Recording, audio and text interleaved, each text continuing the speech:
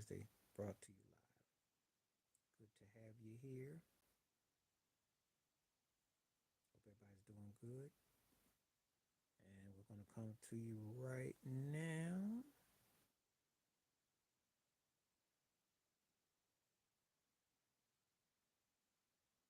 See what we have in store. It's live today.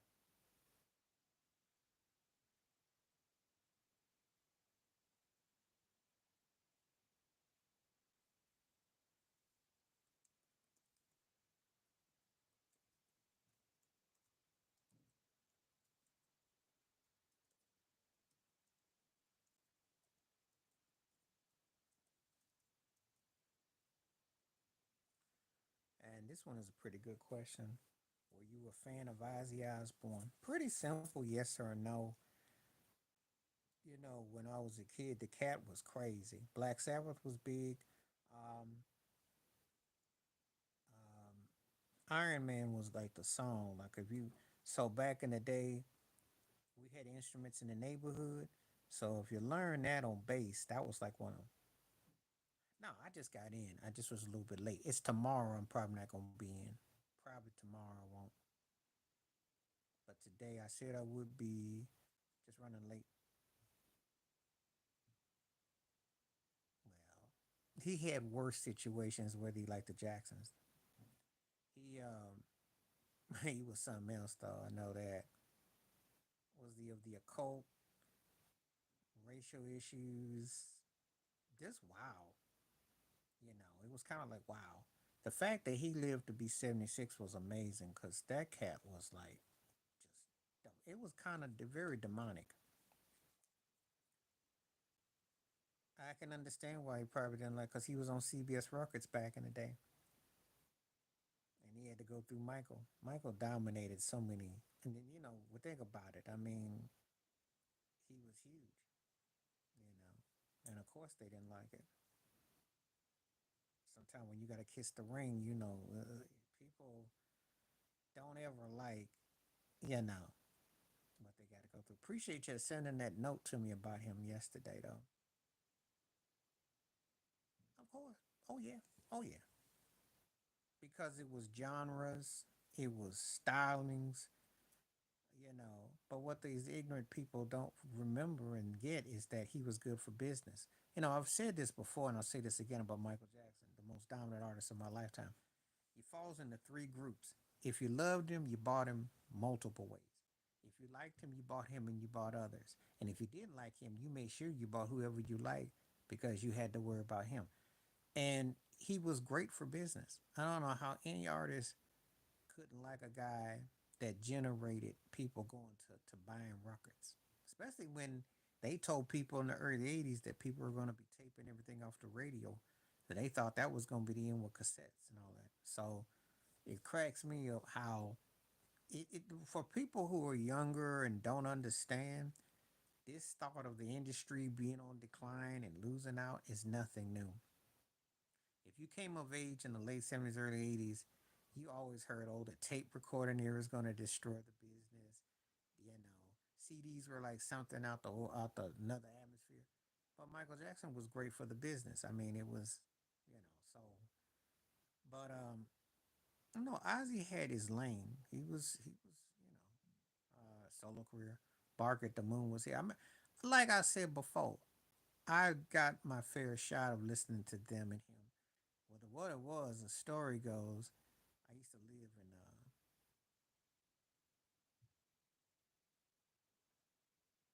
oh yeah, but you sent me them to listen to, which I've listened to all those guys immensely. William Bell with Stax with the label. That's what Otis Redding was the home of. But I've listened to all those cats immensely. William Bell had that I forgot to be your lover. That was a song that Jaheim did a remake of 20 plus years ago. And Otis Redding had a heavy groove thing that he did. And Sam Cooke was like a standard textbook of how to be a pop male R&B singer from the gospel world. So I was familiar with all those cats. remember something. I listen to a lot of music, and when I have these discussions, I think sometimes it blows some folks because to take all that in, but that was a different day and time.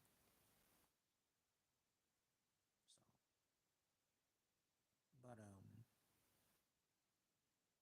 but Sam Cooke, those guys were standards though.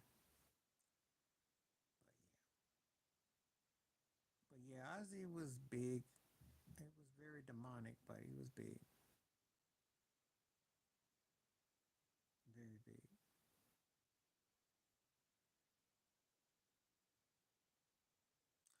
Yeah, I had gotten quite a bit off of my family, but a lot of stuff I just picked up on my own. I mean, I had a whole, my grandparents listened to certain types of music. My parents did, cousins, aunts, uncles, godparents, family, friends, but I picked up a lot. Well, you don't hear a lot of people talking about her. You really don't. I bought a box set back 30 plus years ago, and I remember just listening to it because I think I got off Columbia House when they're having that Columbia House, and it was so moving. Now, Shirley Caesar's still alive. Mahalia was something else, though. She was something else. Yeah, you don't hear a lot of people of a certain age talk about it. That's a fact. You just don't. You know, she really put it down, though. She was a singer, and a definitely one of those kind of acts that, you know, she was the real deal.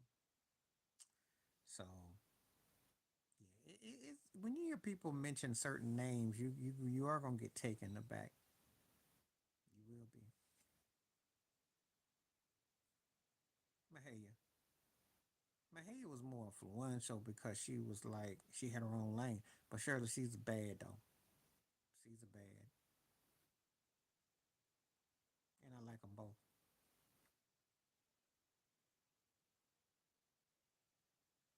It's just that Mahalia is kind of like the Aretha of gospel for some.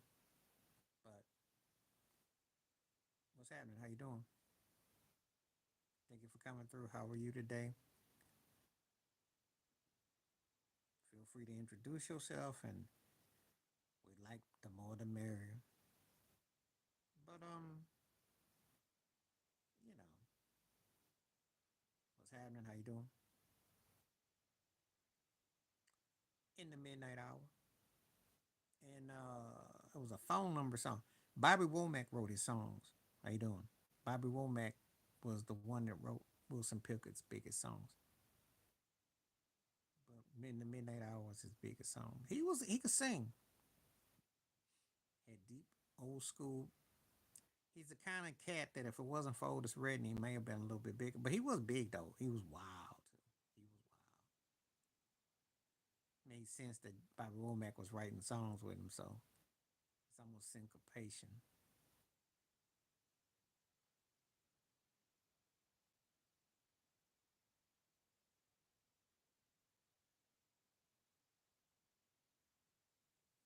You know.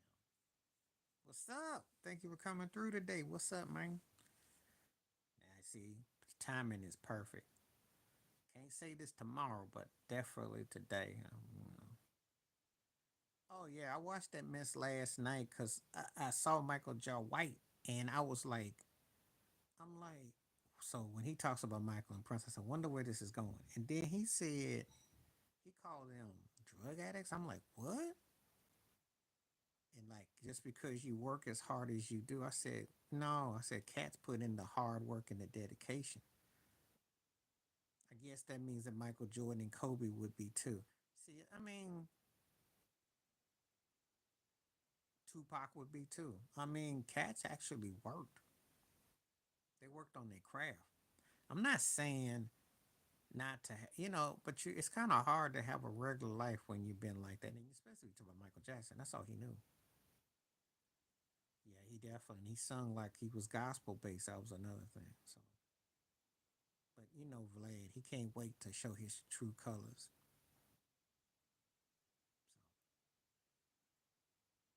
So, yeah, Michael J. White been shuffling too long. Hmm. What's happening? How you doing?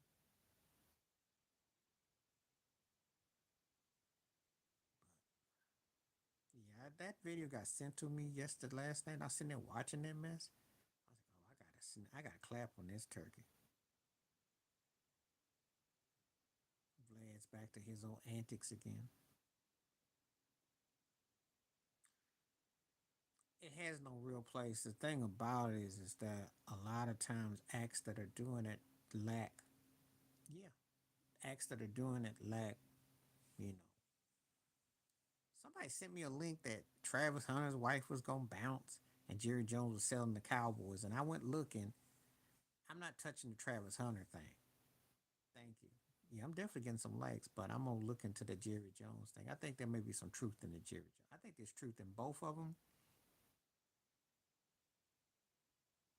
Something about the Travis Hunter thing don't feel too good. I don't know, but Jerry Jones was to sell the Cowboys. Yes, I did the video. It was very sad for me 2 days ago. Very sad. Hit me like a ton of bricks. And it's funny too, because people are coming out the woodworks for him now. He was always a good dude though, and one of the few real ones that were out there. One of the few.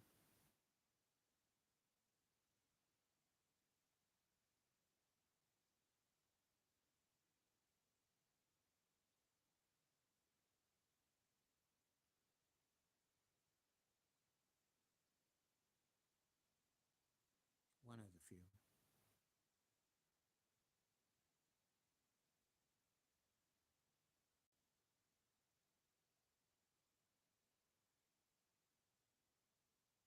He didn't turn on him. He didn't turn on him. He said, "I don't condone his behavior, and but I don't regret doing the show." No, he didn't turn on him. The only person that turned on him is Lisa Bonet, but Lisa Bonet don't say nothing though. She doesn't talk about Cosby. He didn't turn on him. I've never heard anyone say that about Malcolm Jamal Warner Bucking. If anything, you could say he pretty much stayed in the lane. He stayed pretty conservative with his choices and picks. He wasn't the. He was a very smooth brother with what he did. He detested doing Malcolm and Eddie with Eddie Griffin, but he made it work. Eddie was the one that shuffled. Malcolm didn't shuffle. No, I think something went down. I'm not gonna say that. She. One thing about her, uh, she had some issue with Cosby, and I think there was something that she saw, you know. And then of course her marriage to Lenny Kravitz and all that. Her film career, she did direct It Never Rains in Southern California. Lisa Bonet was probably pretty outspoken about certain things that she said, and she spoke out about certain things. But I never got. She wasn't Hollywood. She kind of did that. Yeah, still is. She did that. You can't call her out like you can like Jada Pinkett Smith and some of the others that got played out. Can't say that about her. She stayed on her principles. Oh, believe me, she'd have been part of been like Cardi B and all them. Yeah, her daughter now. You can say her daughter sold out. You could say that Zoe. Oh yeah, Zoe be saying some suspect stuff. Some stuff come out of Zoe's mouth.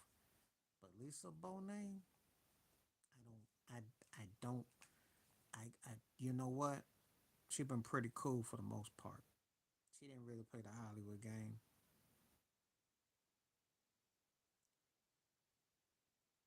Yeah, she then said some stuff, some suspect stuff.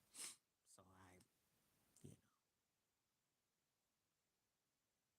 I mean, but Lisa, mm-mm, mm. Lisa never aired Lenny out badly.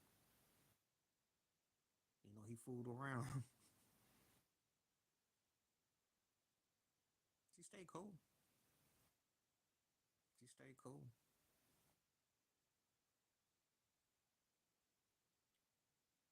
When I observe certain people, and and you get like a kind of vibe with folks, you can kind of tell. stay cool.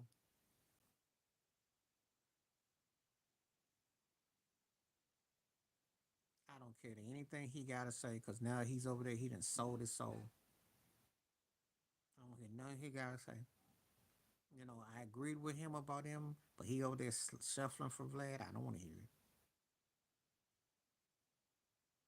See, when he did it on the Independent, at first it was cool, but see, when Vlad said what he said about Michael and Prince last night, and I heard that mess, I'm like, and y'all still go over there and crawl up at him? Yeah, well, he bitter because no one wants his behind.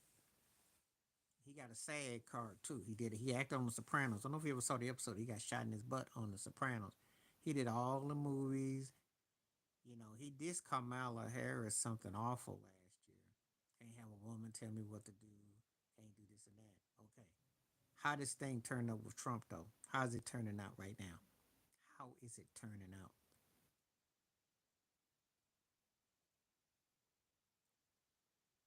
Because Trump right about now might want to put himself three under the pillow. That Epstein thing is left and right. No, Michael Jackson was gangster. Cause what he do, he wouldn't say nothing. But like when you wanted, he snatch your songs or he snatch your performances. He was gangster low key. He beat you in the pockets. He didn't beat you with no trash talk. He beat you in the pockets. That's how he handled it. Oh, I feel that way on the surface, but he beat you in the pockets. Well, see, Jamar's got to say stuff, but the problem that he's going on is this: ain't nobody sweating him like that. You know, right now it's about M's legacy. No one sweat them on these streets though. But Jamar's got that one. He's tugging at that. That's all he's got to tug on. But once he went back to Vlad, he sold it because he can't generate no views. That's what's up. And you know what? I'll struggle and be happy with a handful of people coming to show the love than sell my soul. I'll tell you that now. You can quote me on this. You'll never see me on no Vlad TV. He couldn't pay me. I can't think of that one brother now who, but he said he was all in there. Can't go on no mess like that. Wouldn't do it. Mm-mm.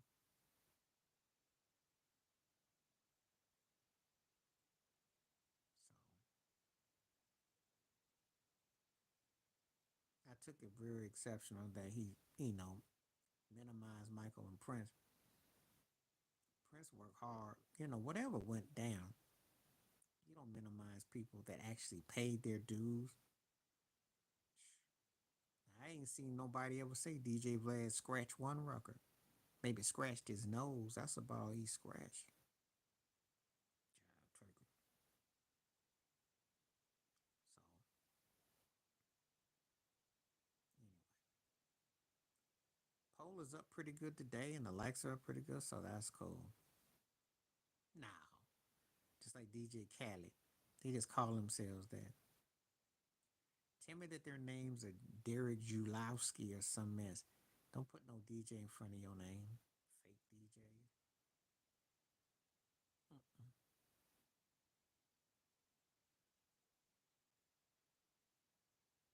You got a lot of fakery in that business though, so it shouldn't surprise you though.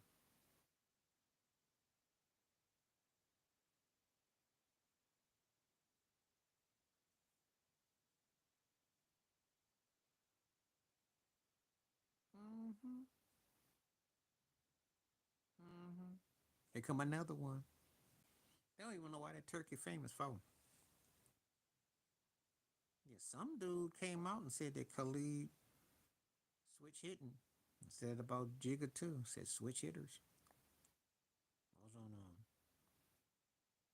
was on Cat's satellite thing came through the thing last night. He was talking about Khalid and Jay Z.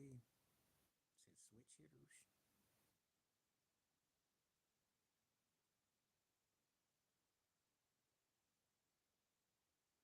Once these cats that blow up, you know that something goes on though. So I wouldn't be shocked or surprised. Give them time though. all say that, and then eventually a video surfaces or something. Give him time. He hang out with the wrong cat, he'll say at the right time for him. Some turkey will give him a pass. You know,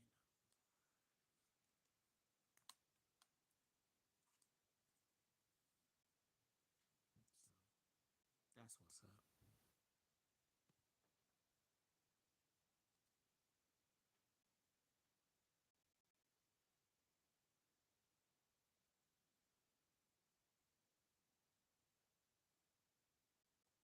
That's what's going on with that. Let's see, Joseph. Oh yeah, so him. Oh yeah, long time ago, it was on a site called EUR, Black Entertainment Report, and he one of them Buffety brothers. He used to bop his head. He was in that movie Strictly Business with Tommy Davidson and Guy Torrey, and that's back when Samuel Jackson was starting out, and Halle Berry was fresh, and he was a cornball. And yeah, I don't like him at all.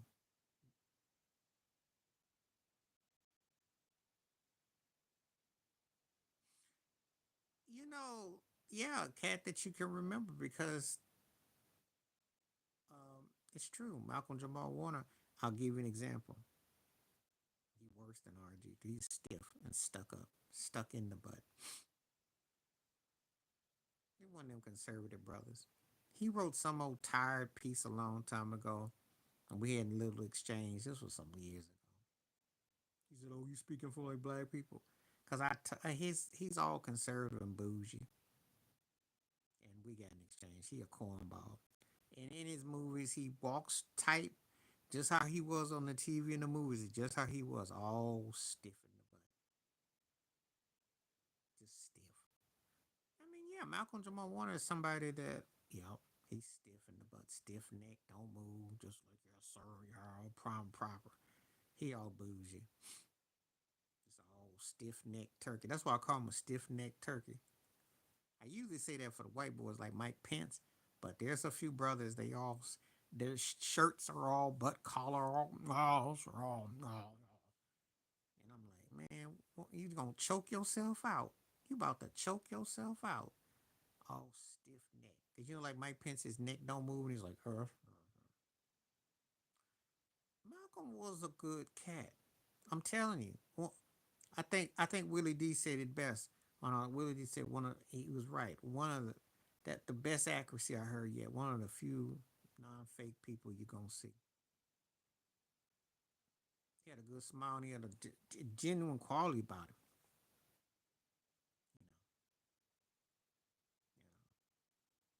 You know, he was cool with his thing.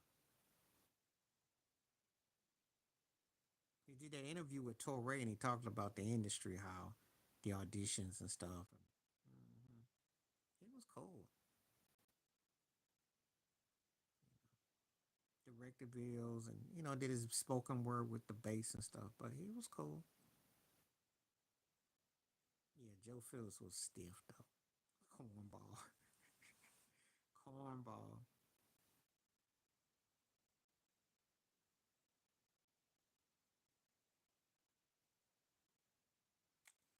Well,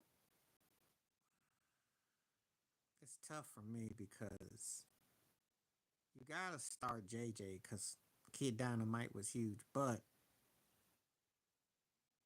he was corny. But you had that's the sad part. Um, Man, that one's tough. I think what I will do. Hmm, Now, Lamont Wilson is the one I like of the three. Lamont Sanford. I like him the best of the three. His interviews, the one he did on Comedy Height on Height, bend over. What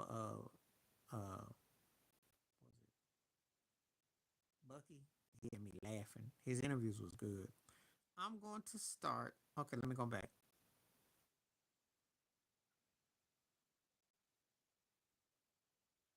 Mm, I'm gonna cut JJ. He was bigger of the three. start Theo, bench Lamont. But JJ, you got to go, because he's corny of the three. But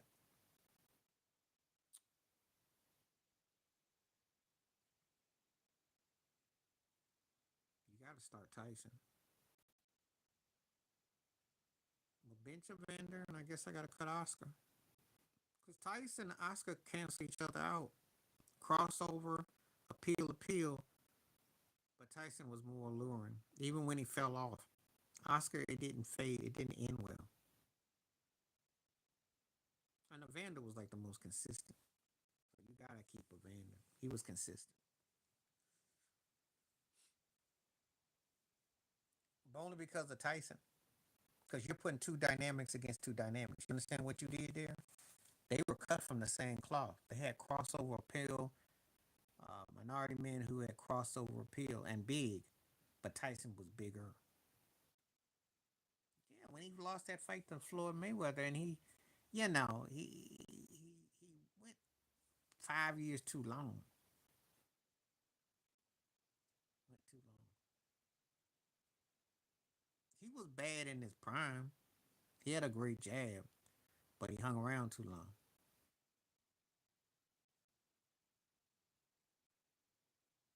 I think if he gotten out, and then they could have put him in a movie or something. He went on about a few years too long. Had he gone out gracefully, I'd have said it'd have been out of him and Tyson. It'd have been tougher who I would. I still would have gave Tyson the edge, but then I'd have kept him. But he went too long. But they kind of almost canceled each other out because they had that same aura.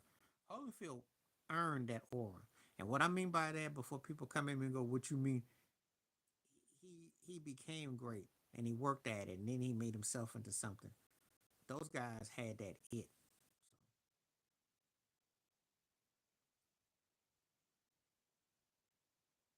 Well, if I go by the fact that you don't unalive them, you're probably right. Because the '90s, you had Pac, Biggie, and Kurt Cobain, but the '90s had the last of the era. But it was, yeah, I think. Well, I don't know how I would say in hindsight because we no longer have Michael, Prince, and Whitney. And the way things went. Luther too, and Rick James. So I mean, and people don't live to. We had the last of the larger than life era, and you still got Madonna, but it doesn't look so grand unless, of course, you romanticize it.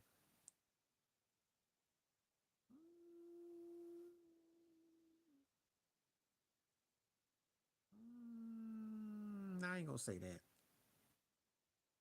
I'll tell you why.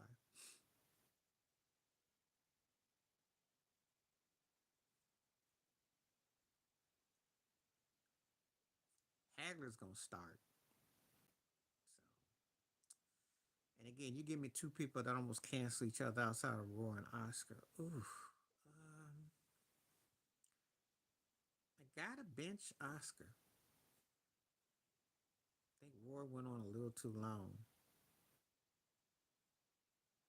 and that's tough. But Hagler got to stay though. Then I guess Oscar, and it's close. See what you're doing with your boxing ones is two cancel each other out. There's always one that can stay. Oh, I like it when you pick them tough because I gotta think. So, because you remember what's call picked them out the other day, and that mess was like clown. Asked me about some scrubs. I'm like, what am I supposed to do with these? You know what I'm saying? You stuck with none. I didn't know the man like that to have none. He made himself into a great fighter. You know, he got once he got out of prison, he was a great champion. And the last I know, he moved to Italy, and he was living his best life before he passed away.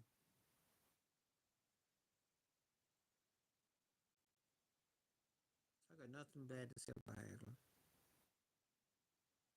I just wish he could have fought Sugar Ray again and had another opportunity, but he was tough.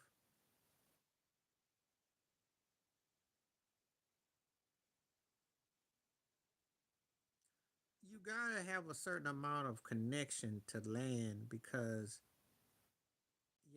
you hitting somebody, you got to know a spot, and it has to have some, because again, it's a strategic strategy. Like Ali knew how to kind of hit certain combinations, which was like a magician. So the rhyme or reason of how he did it was like wow. So you do have to have certain balance in it. I think they're hitters and player people. There is some type of things lucky involved. You know, you have to have things go your way. Think about like when Tom Brady threw that ball to Julian Edelman against Atlanta, and that ball didn't get picked and it stayed in the air. I mean, people that are successful, they tend to have certain fortunes land to them. No rhyme or reason. Boxing, you hit somebody on, you catch somebody. Yeah, you gotta remember something that gets taken for granted. There are some bums and some, some third tier, but most of the time when you go in any of these professional sports, what's the catch you going against? They're about this. They're just one piece away from what you got, and that's all it is.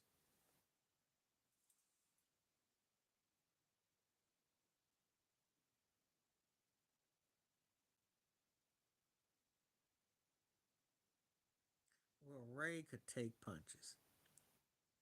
One thing about Ray Leonard, he had his chin was he was able to take, but he beat him the second time, and he would have had him the first time, but he beat him the second time.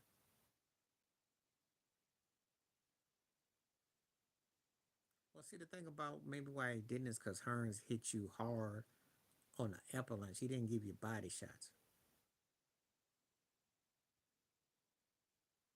Whereas Hagley hit you in your gut and Duran hit you in your gut. And Duran was probably the most immobile object that he fought. Well, of course he gonna be mad.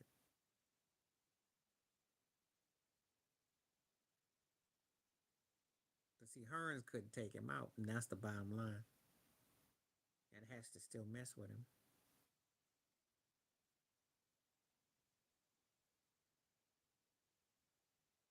And I get it.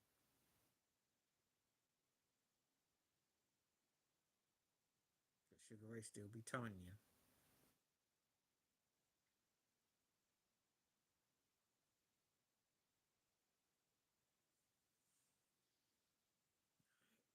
Let's see what we get.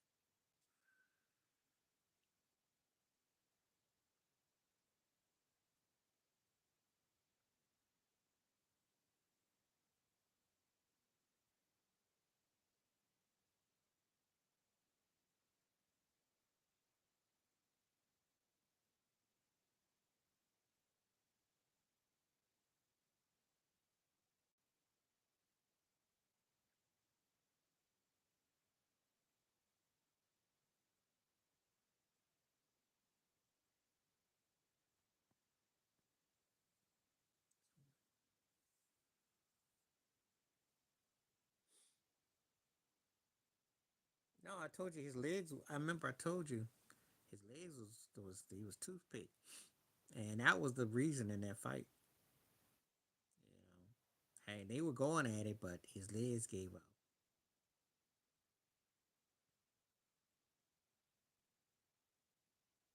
I don't even justify that because you got family that start to look at you like the ATM machine. If only that was Jay Z's only problems. If only that was the only problems.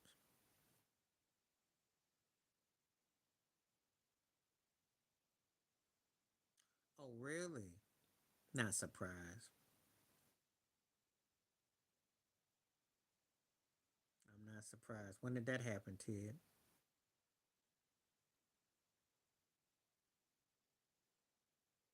Jay Z got a lot of shady stuff going on. They getting hit with them lawsuits left and right. Yep. Yeah, because they knew the heat's on the butt. That's what's up. That's what's up. And I got a news clip today that Prince Andrew, they said that Andrew and Epstein only liked white girls at their parties. They weren't chasing nobody that wasn't white. That's the story I got too.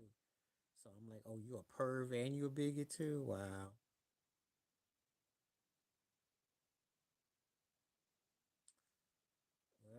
Yeah, not a surprise because they don't want no one saying nothing. Trump's all in them videos, all on their file. They covered it up.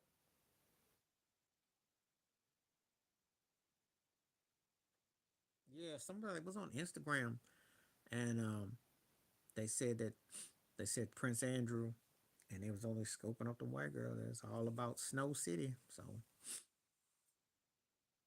well, unless of course you happen to be what's her butt? Naomi Campbell. Yeah, Naomi got in, and Kamora Lee Simmons did.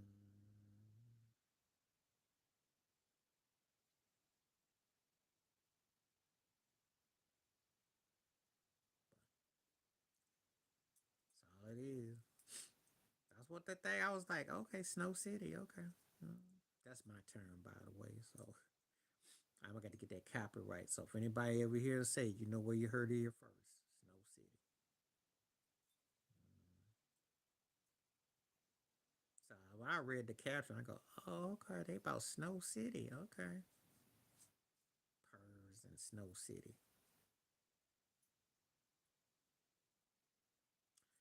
That's why Trump's scared because it's coming down. Oh yeah,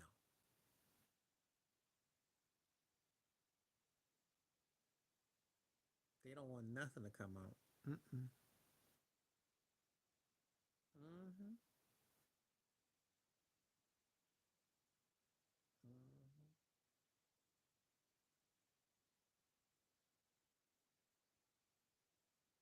Yeah, I'll figure it out. But I'm not surprised on Epstein stuff is deep, y'all. That stuff gonna blow the dome up.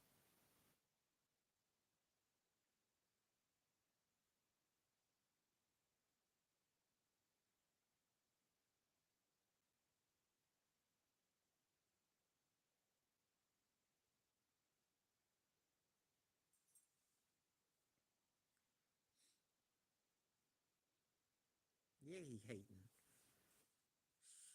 And I'm gonna tell you why. Because Jalen Hurts has been to two Super Bowls. Now, is Saquon Barkley a great addition? Yes. But when we talk about what Jalen Hurts has done, don't play him like he Eli Manning. Don't play him like he hasn't. I mean, he's not game management. Jalen can flat out play. He won the Super Bowl MVP. He can flat out play. So I got a problem with that. Don't be telling me about no Trevor Lawrence and no Dak Prescott. Guys, shoot, Jalen Hurts got as many Super Bowl appearances. Dak Prescott's got playoff wins. So yeah, you're hating.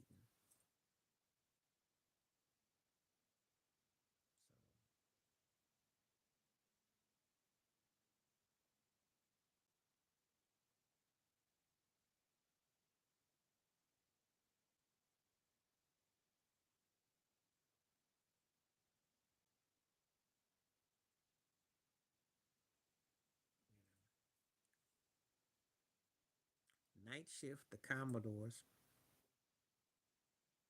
Song for Donnie, the Whispers.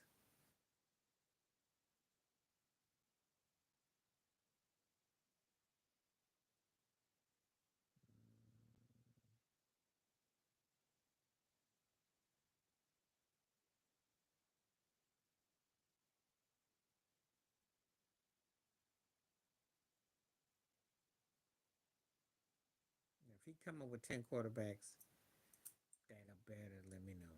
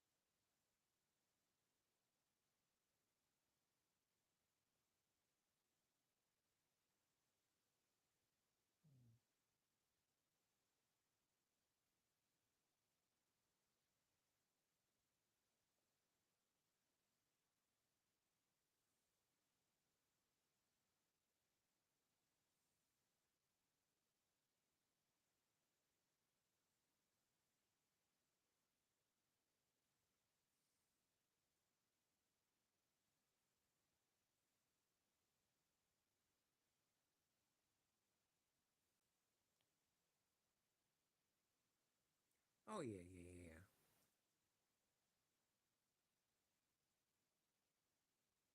Yeah, fine bum. Yeah. Well, he's a fine bum. That's what he is. Yeah, I saw that.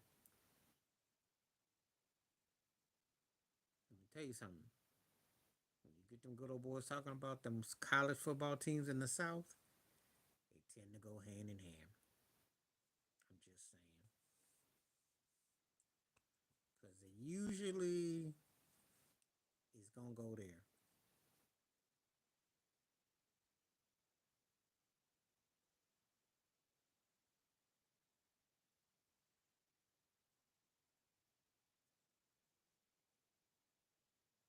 Yeah. That's how you know RG3 messed up because he could have been a sidekick to him. Could have sat there and grinned.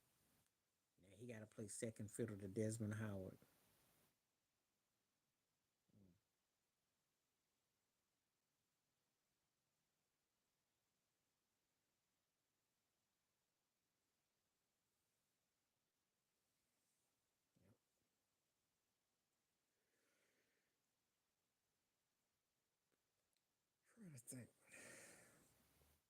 He brought that on himself. He brought that on himself. Mm.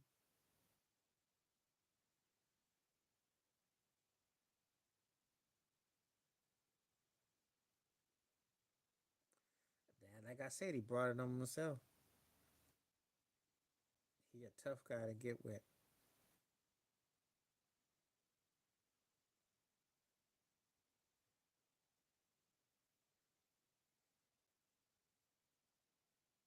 No, no one's gonna feel sorry for RG3. RG3 talked too much yang, and he brought that on himself. I can't even justify that mess. Yeah, because you're a black athlete, quarterback, and you were in Angel Reese's position when nobody wanted you. So anytime you look cross-eyed, did anything, they was trying to get you up out of there. And he, of all people, should know better. See, I'm gonna address this real quick. I be hearing about younger black folks talking about, oh, they don't understand why we. Yep, I'm doing a video about that when I'm finished here. They don't really identify with the struggle. But I said, but you've had Black Lives Matter in your era. From Obama to Trump, you've lost somebody significantly black every month or something. They've had black life during your era, so you got no excuse to act like you in a acting nonchalant about what's going on. You can't say that, oh, that was before my time. I got a video coming out tomorrow about that Will McNeil in Florida had the cops snatch him out the car, and that was in February. It was Florida 5 years ago. So I don't want to. Point being to RG3, if you listen or you watch, you can't be talking about dissing. Um, you can't be talking about Angel disrespect when you were yourself was not. Okay, I'm not even paying attention to what you said, Charlotte. I'm sorry. Let me get back.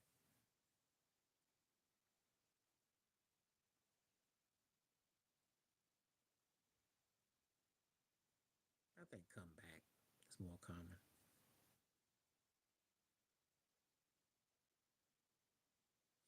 If you repent yourself, but you have to repent yourself. You have to repent.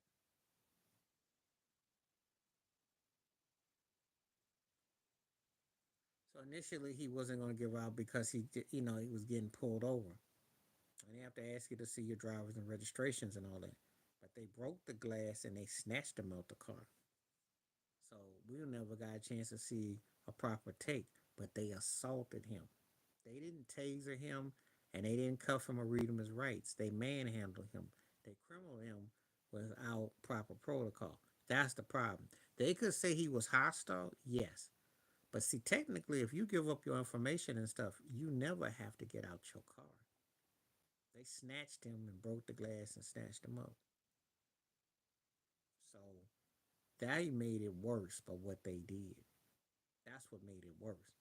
Had they just said he was hostile and, bringing in kindly, they didn't do that because they can do that because they feel like it. Have you lived in? Have you been in dealing with? Have you been profiled? If you've been profiled, you never have to ask. You just expect them to do what they feel they gonna do. You're just told to make sure you keep your cool and walk and talk and be, as a matter of fact, direct. Don't get into no verbiage with them because they will act. I've been profiled. I went through it. I know what it's like. I didn't have anything drawn on me, but let's just say they didn't even want no information. They came to check, single me out without having their due diligence. And I know what it's like with people trying to embarrass you in a situation.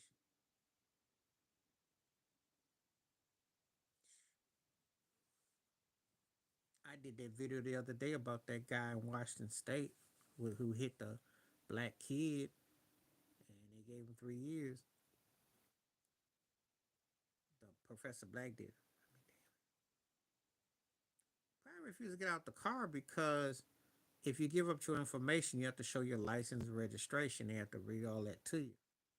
But if they put hands and violate, it's like this: if they put hands on your property, they're touching you. That's like if someone can break into your house, but if they put hands on you, that's when you can retaliate. You can't do nothing.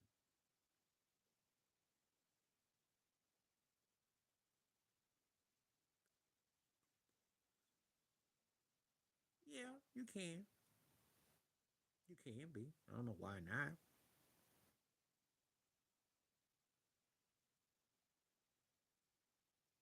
That's an interesting question that you asked, but yeah, you can be. You can be.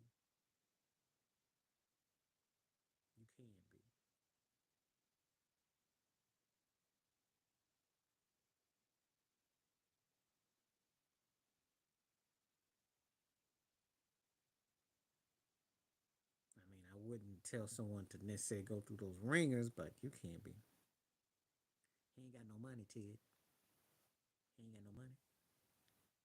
And since he's stupid and dumb, just like the Pillow Man was, Trump ain't got no use for him.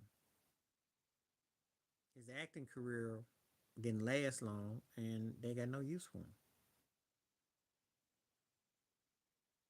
No, I'm gonna tell you why that's not the truth. Sylvester Stallone lied about on his resume when he got on Hollywood. Rocky became a big. Now he doesn't have the rights to it, so it could be considered karma. But they lie all the time. Accountability and responsibility? No. People get hooked up. You know somebody, they can put you on.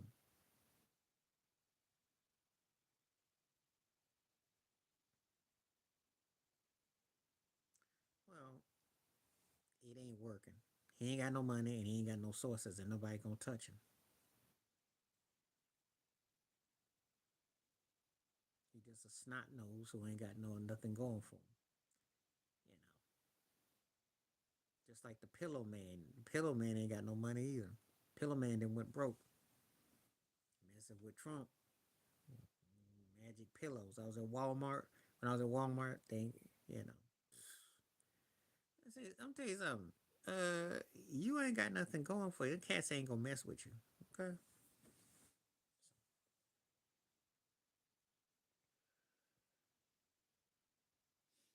Most successful people are pretty driven, and they have a certain attitude, and it comes out a certain way. But being accountable and responsible to their own,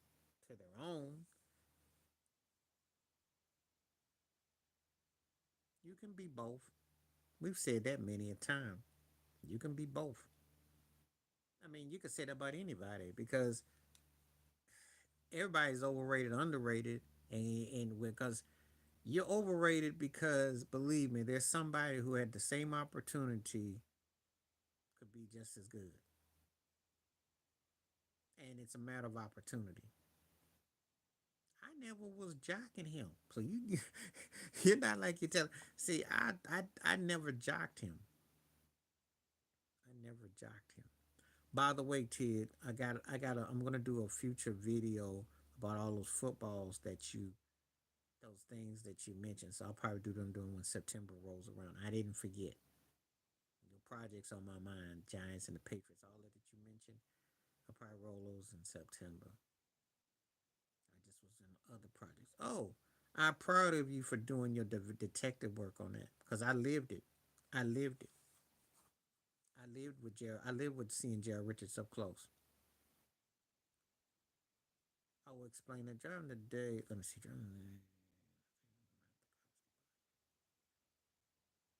Oh, they've always done that. They've always done that. Well, they have technology, yo. So that's not. They've always ran your plates. I got stopped in the streets back in the '80s, and they ran ID with your identification card if you gave it to them. They always done. That's nothing new. They can. They don't want you, but they want you to drive though. Oh, they could see your stuff. They had ID. I got ID back in the day. They ran it through the numbers. It's a numbers. You do know that your identification, like if they run codes. They run codes on people. I'll tell you a story, dry turkey about that. She underrated in the sense that I don't think people realize the overall depth that she presented, and you don't appreciate it until you see what you don't have anymore. She made that stuff look easy.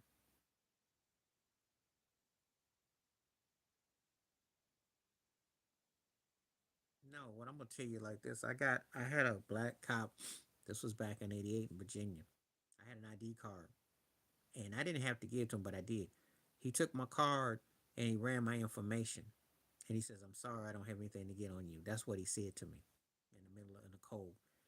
They've had identifications on you. They have ways of doing stuff.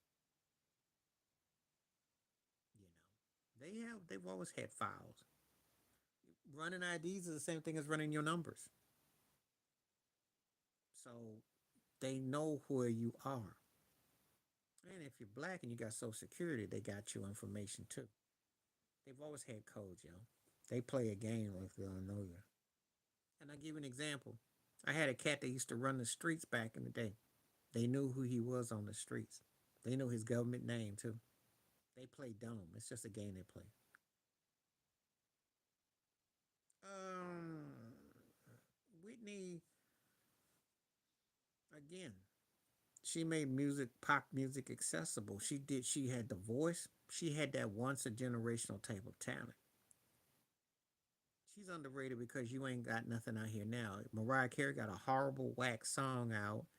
Beyonce can, doesn't know how to put it together, words and music, and you don't really have anything that's making you feel like Whitney did. Whitney's voice. I'm not saying everything Whitney came out was good because a lot of that stuff was corny, but her voice was so strong, and she could just take the most simplest things and make it work. She had that it. A lot of these acts don't. They sell a lot of streams and records, but they don't have what she got. Like Gaga got a lot of talent, but Gaga don't know what to do with it. Whitney knew what to do with it, and that's the problem that you are running with. That's why you are not feeling the stuff that you feel and that's out here. They just, running game. Well, IDs are all part of your identification. So what I'm saying is they run it with your driver's license. They had stuff data. Depends on where you were. They try to be slick though. I like Gaga too, but she ain't got the best of her stuff out. He should have retired after the chip, but he wanted to get the 3,000 hits. But he was past the pull date. But that's not why the Yankees fell off though.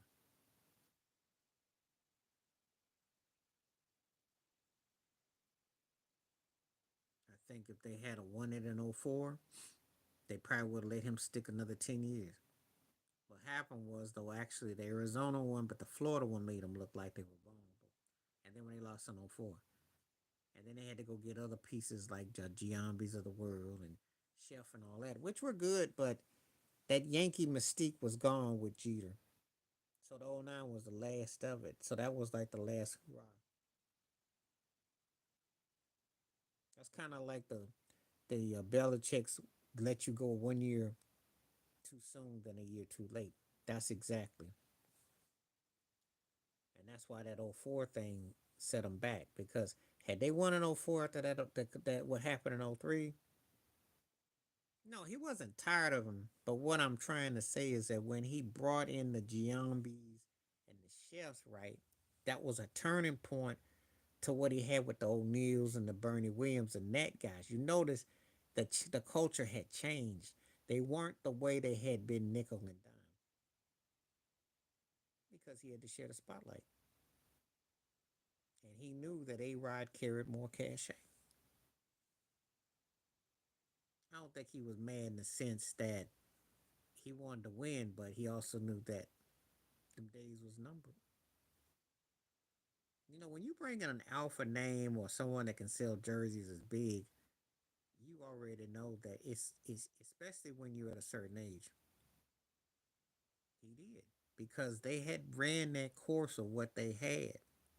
So we go from the 96 to about '03. That was a particular era.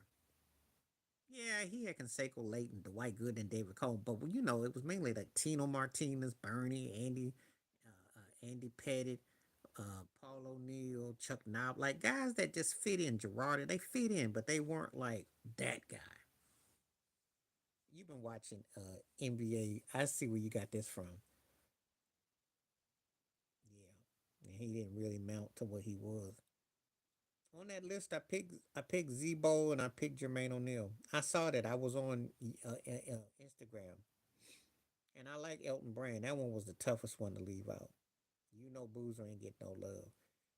The Elton Brand and the Zebo was my toughest, but I had to go with Zebo because I do believe that his style. Jermaine O'Neal got better with time. Jermaine O'Neal got better with time. In fact, if they had the Pacers had someone like him right now, they probably would have won the chip. You put him with Tyrese Halliburton, they win the chip. He's exactly what the Pacers don't have right now, if you must know. If I got to talk about basketball and I could go back in time and bring somebody forward, he's exactly what the Pacers miss right now. I like the way they play team ball, but man, if they had someone like Jermaine O'Neal with Halliburton, they're gonna win a chip. That's what Rick Carlisle don't have. He almost pulled it off with these cats. Put a Jermaine O'Neal on him right now. And it's gonna sound sacrilegious to say, but Jermaine O'Neal would have been a lot better fit with the Pacers now than Reggie Miller. That's exactly the kind of play. Because he is the old uncle. Shoot, he getting his karma. You want to make movies, you want to run coaches out. They haven't gotten their results. You think they don't see Russell Westbrook contributing to the Nuggets, and they're like, how come it couldn't happen here? Don't let AD go off and stay healthy and play. Shoot.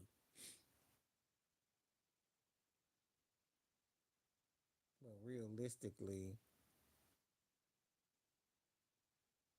he wants to go to Dallas. That's the one. Golden State would be a pipe dream, but you'd have to revamp that. Even though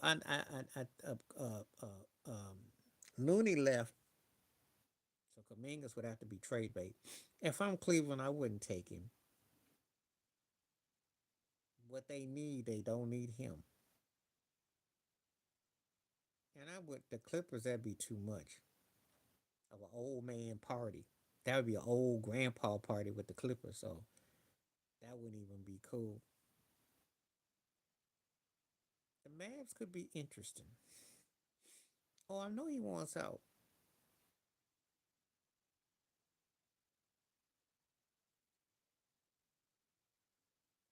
Shoot. Because he ain't the prime diva no more. They got no use for that turkey. And good riddance.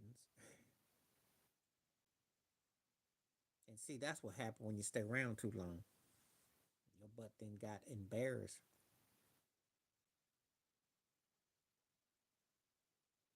When they traded for Luca, they not only traded for the future, but they also traded to sell some jewelry. They wanted some, not so much some jewelry, but they wanted some merch.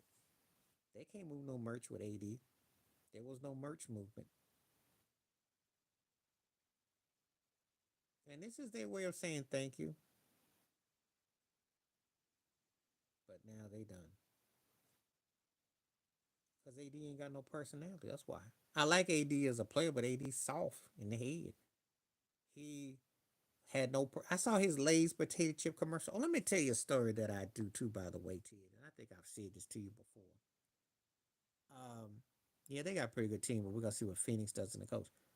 I watch guys on these teams, and I'm talking about these elite teams. And if you can't sell no merch, you dry. AD did that Lay's commercial. He was dry. They tried to put some money behind him. Ain't nobody rocking his jerseys. He's athletic, but he's corny and boring. He's stiff. He's a sidekick. He looks at LeBron like a puppy. You know how a puppy looks at you all doughy eyed? And he looked all doughy eyed. And when LeBron punked him and took over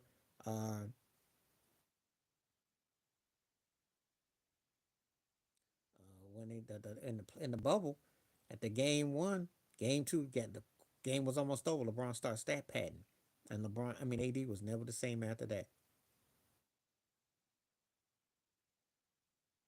So I watched him look all doughy eyed, but he had no personality, and he got hurt a lot.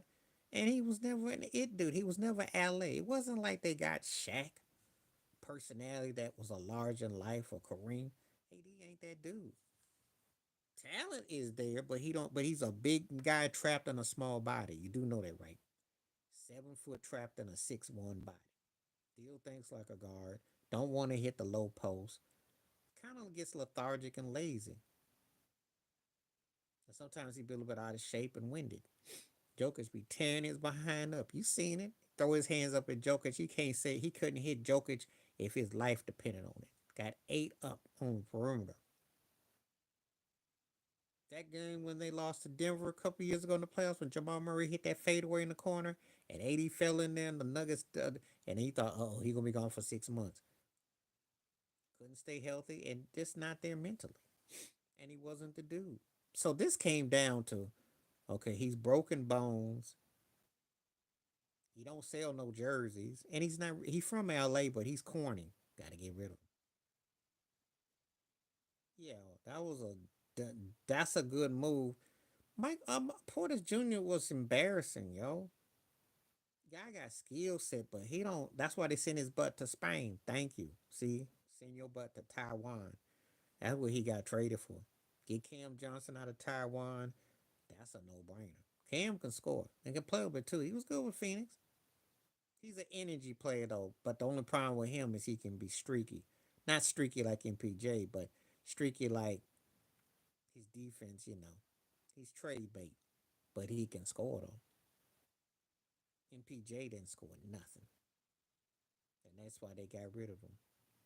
That's why they sent his butt. That's why they send him where they send him.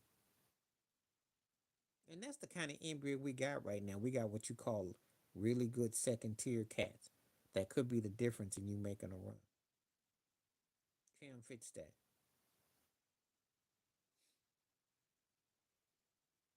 So, but anyway, that's my little rant about AD. Sometimes he didn't like being LeBron's baby brother, but he had no choice.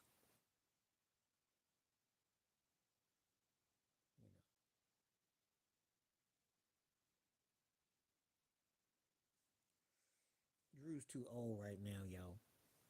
He too old. You got to bring him with a package.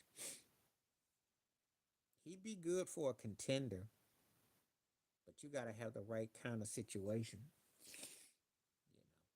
If he had any juice in him, and I was the Rockets, I might consider.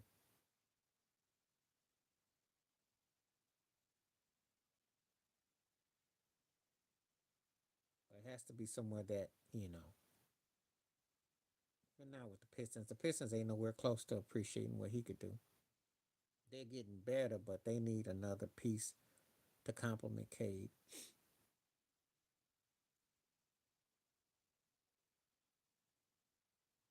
So if I was the Pistons, I'd try to get my hands on some bonus out of Sacramento or something like that with Cade.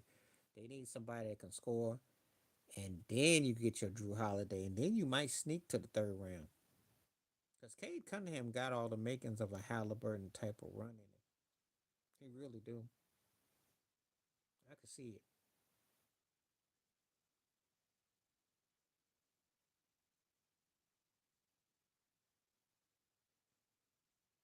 Okay.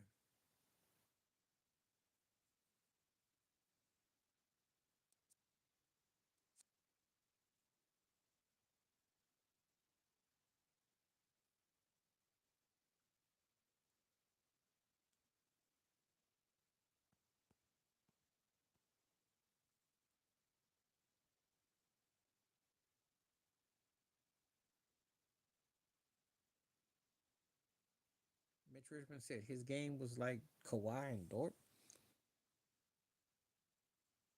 Mitch was nice. Mitch could flat out score. You would too. Man, look, the best reaction to this day was when, if you ever get to see that video when Chris Webber got traded to Sacramento when he's with the Wizards with him and Jawan, he had this look on his face like, oh my God. And it was, I cracked. It's true. But you see, you have to not have had cable. This pre Wi Fi, man. You didn't have no way of knowing. Oh yeah, yeah. I know about that. I know about T balls. Oh yeah, that face express. Why do you think Steve Franchise made that face about going to the Vancouver Grizzlies or Eli Manning with the Chargers going and John Elway going to the coach? And look, cats with divas about happen to go to them places. I am not lying. That has been forever. Yeah, they don't want to be stuck in Saudi Arabia.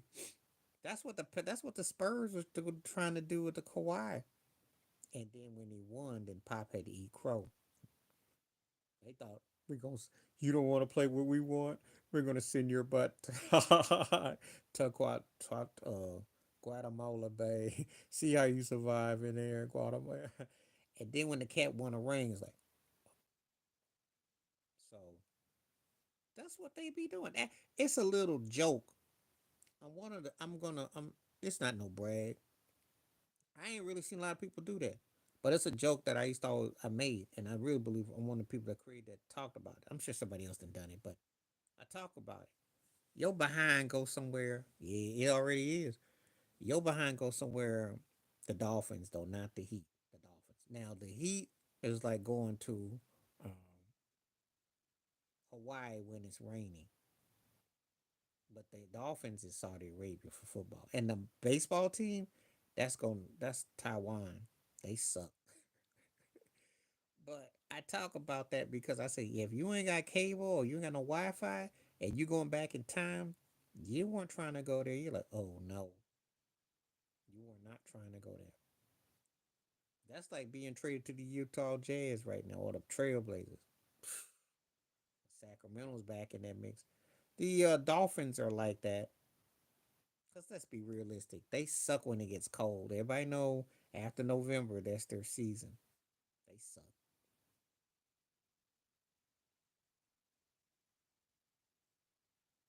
And the gentrification head coach they got, he gonna be fired this year. He gonna get fired this year. They ain't gonna do nothing. Well, in his case, he had no options because he awarded his welcome. He did a lot of funny, janky stuff. So, but that was the bottom of the barrel, though. But he had the last laugh with the Nets, though. He got those, that's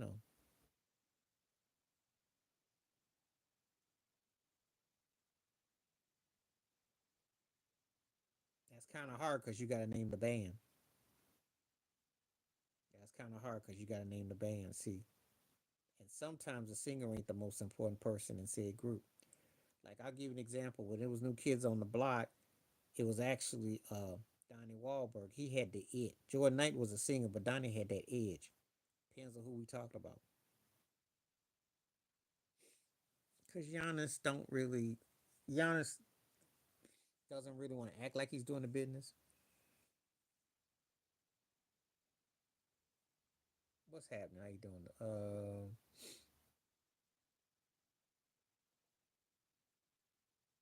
I had Shaq shoes, but the Starberries were nice though. They were nice. I'm not gonna diss the Starberries.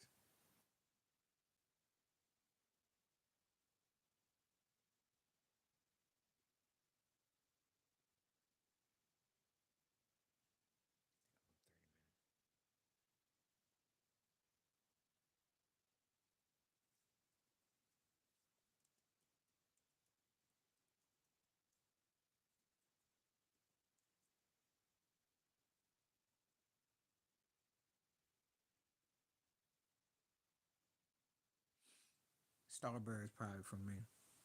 The other problem I had with the Shaq shoes,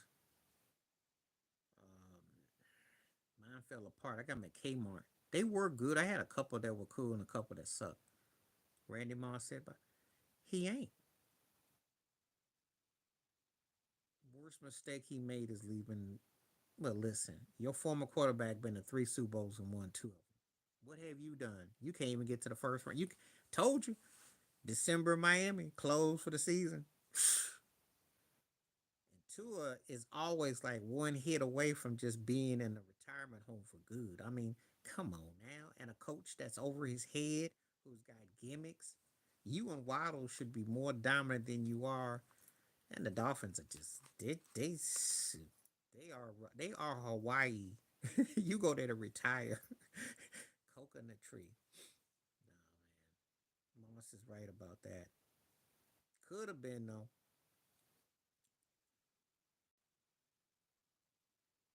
Tyreek. Because D-Jack caught bombs and everything. Explosive, but Tyreek was in Super Bowls. Come on, man. We got to go by there. When Tyreek was with Mahomes, they went to a couple Super Bowls. He looked like he was possessed to be one of the. Who was it that came out and had Tyreek as one of the five greatest receivers ever? Somebody did. I like D-Jack for fly routes and patterns. That's like Joey Galloway, but I don't look at him like Tyreek looked like he was going to be that dude. Tyreek gives me Anton and AB vibes though, in a lot of ways. A lot of ways.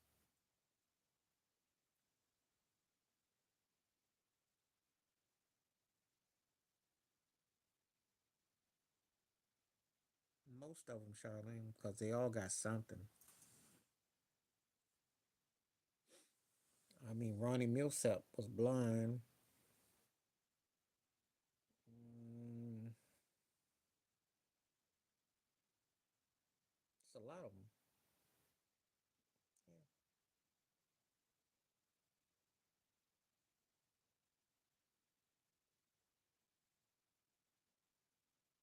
I can't think of her name though, but Children of the Corn with William Hurt. I can't think of the actress name.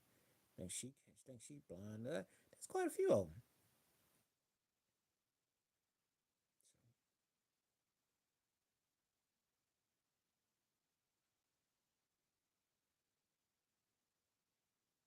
I'm not doing no top five receivers. I'm not really that interested in it.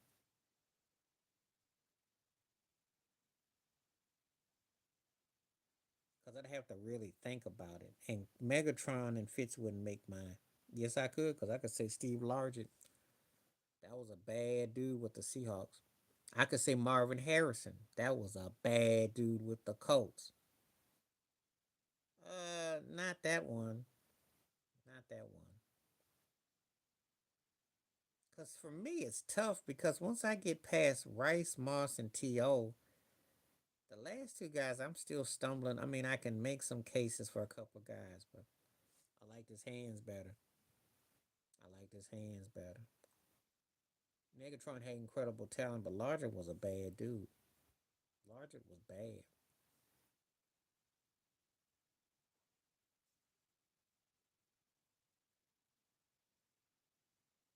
Well, see, you didn't grow up to watch Steve Largent. Yep. Chris Carter because of the touchdowns and he had the career. AB is incomplete. If AB plays a full bit, then that's a different argument. But Chris Carter by default. AB is one of those guys that if he didn't, you know, Marvin's son is playing with the Colts Junior. Yeah, he might be. I don't like Chris Carter personally because I got to do a video about that mess with him and Ocho. No, but he had scored touchdowns, and that's what you do. And was quite prolific too, because if I'm not mistaken, he's the career leader with the Vikings, even though Justin Jefferson got a chance to probably catch that in a few years. Hey, that's what you get paid to do, though. Carter was bad. I just don't like him personally, that's all. But he was bad, though. Now, if I had to think, I mean, if I'm putting my top five receivers, that's going to be, I got to think about it. But Largent got a good chance to be there, but Marvin Harrison definitely. And I'm taking Marvin Harrison over Megatron and Fritz.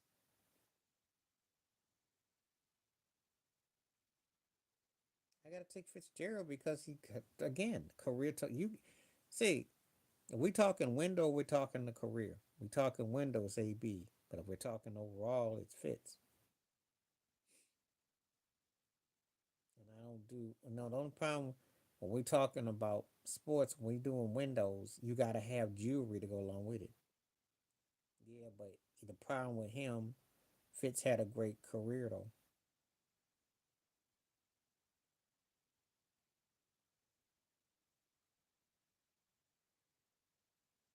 And the problem with him, he ain't got no jewelry to show for it, and not when he counted. He won that ring that he won in Tampa Bay when Pittsburgh was legit. We got a different conversation.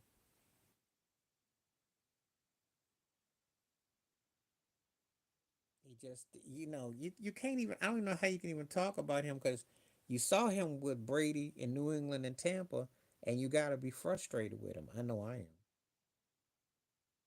I think he should have been a lot better than he was, and that's a shame.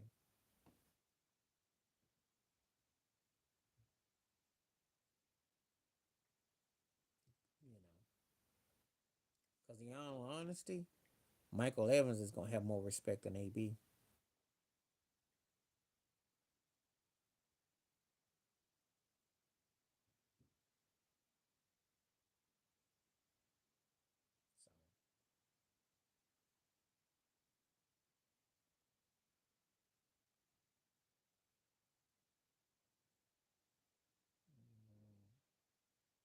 So, I have to say that for another video.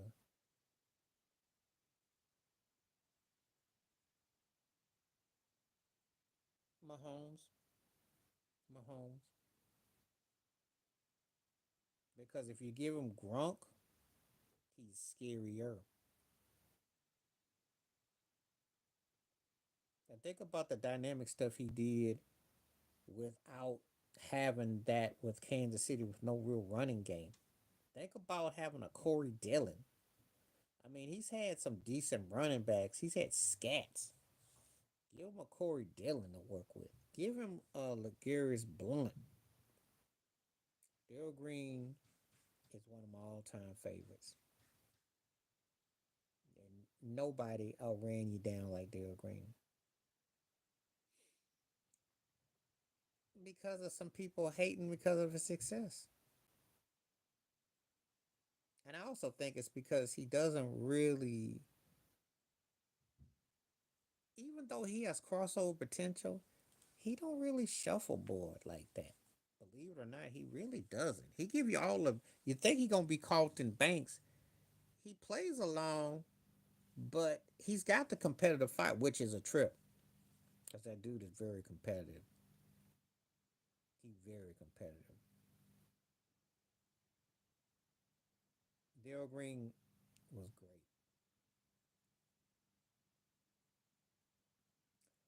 Yeah, they first of all, that's how you know he didn't made his mark. When you become polarizing, if they ain't talking about you, you ain't doing it right. Remember that.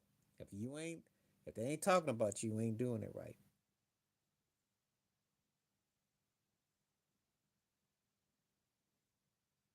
For me, yes, because I saw him up close in Washington. And I don't think there's no other body I know who could have ran down Tony Dorsett and Eric Dickerson. He'd run your butt down and was fast and could go. And and he was a good cover man. He did returns. He was bad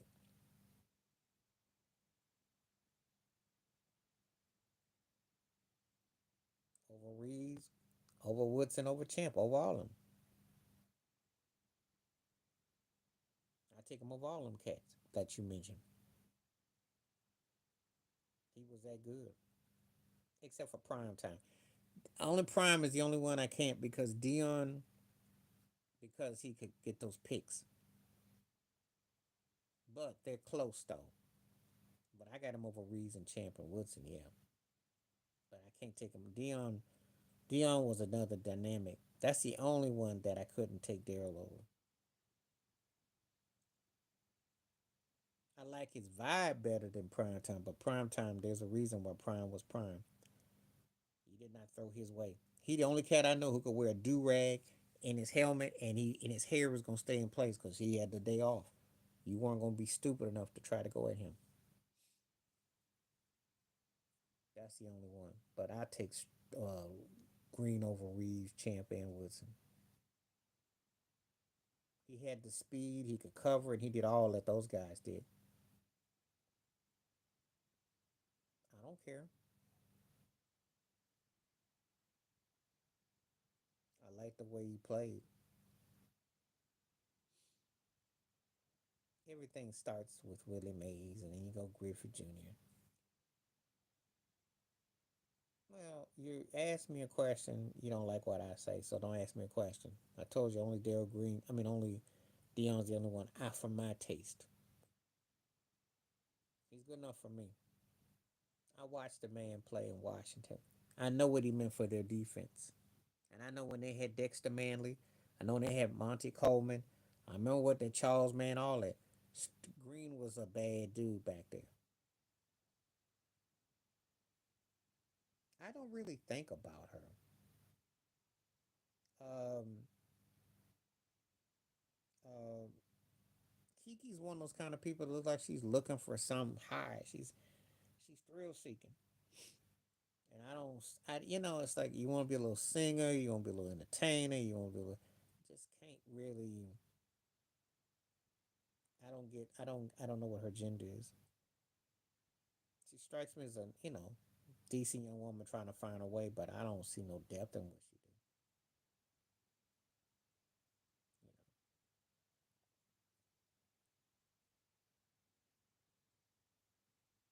I just think that sometimes you get something that happens to you.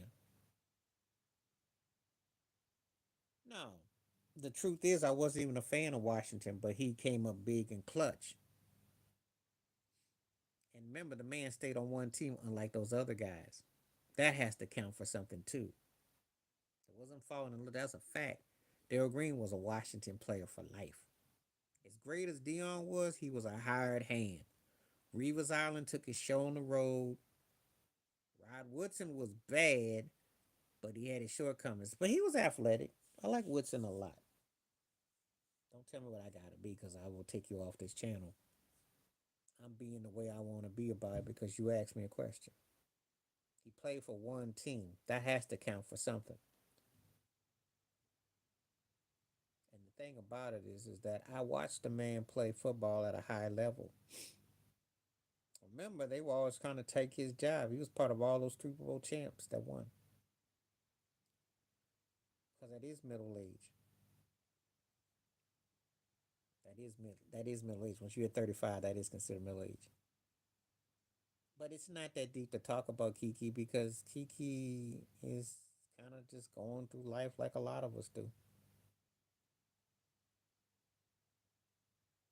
She settled for certain situations and certain situations went as they did. That's all.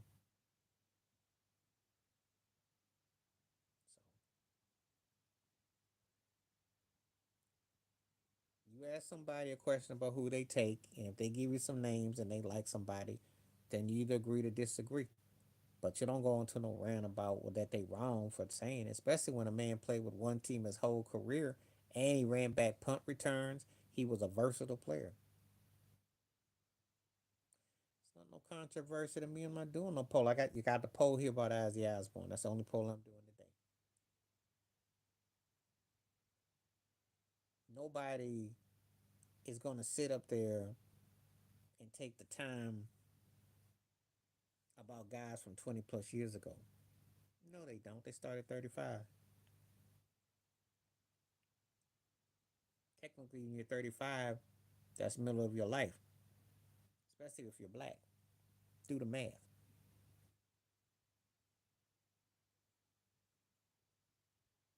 I don't do that here. This ain't no restaurant. My complaint box is if you don't like, you can roll. That's my complaint box. I don't suck up to nobody.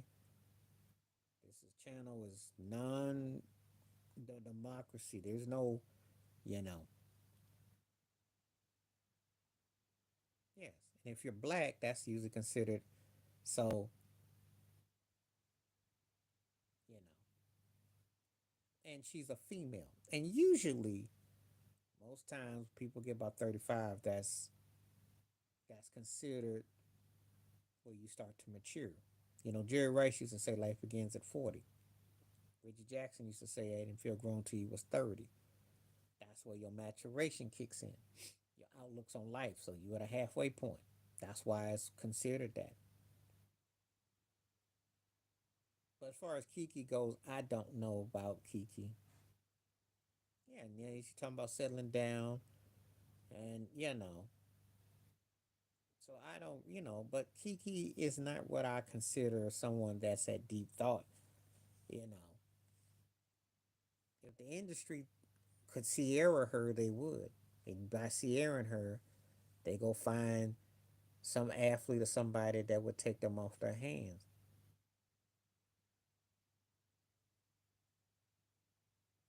No, she ain't deep out. But what happened was her baby daddy got mad when she got on stage with Usher, and that's what started a lot of drama. She was out there showing that she can still freaky deaky, and she wants to be a little bit of a singer and do a little acting and all that. She just doesn't have there's no interest for her though. That she gets on Tubi. Ted knows about Tubi. She's got Tubi production.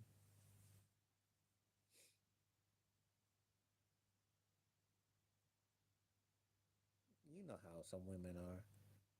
They do that to get a rise. And Usher, he was only there to obligate. He wasn't gonna mess with it all.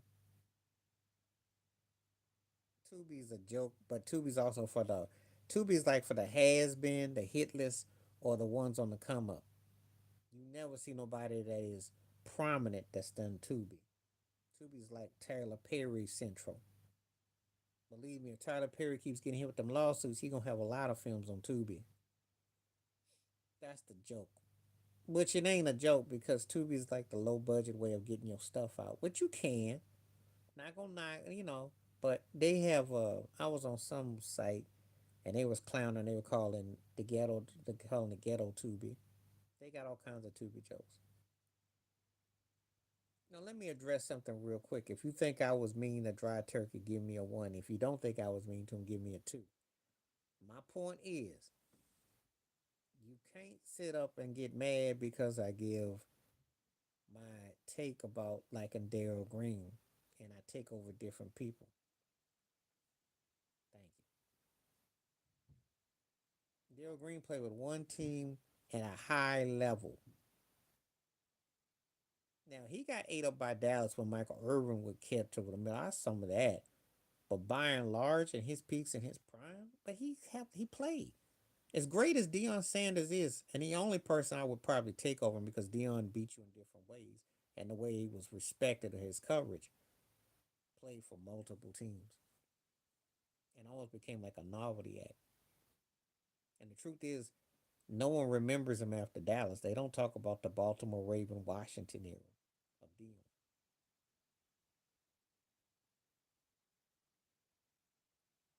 Yeah, I got just bringing that up.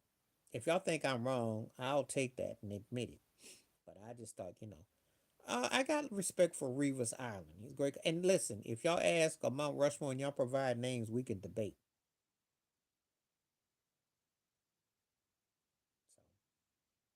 So I didn't delete nothing, but all I said was what I said. And by all means, present the names. We go over the names. Give me about 10 names of people you think fit the criteria. I got to narrow it down to four. But can't sit there and tell somebody that they're wrong because they don't co-sign that.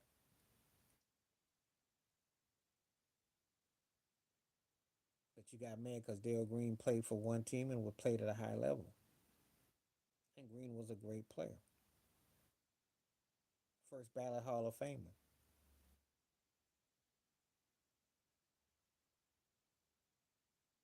And no one ever questions Dale Green's place and all that. If you must know, Rod Woodson has been kind of underappreciated and kind of devalued as time has gone on. And I like Rod Woodson a lot. I know when he left Pittsburgh and went to the Ravens, he ended up with the Raiders. And he got called out his name too, which hurt him once upon a time. Mhm.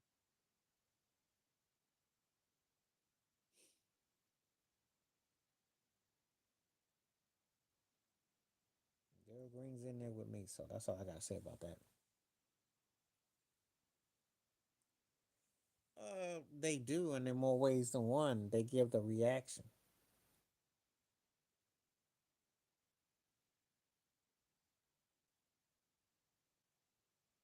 You don't want to, but if someone was to ask you, you let it be known.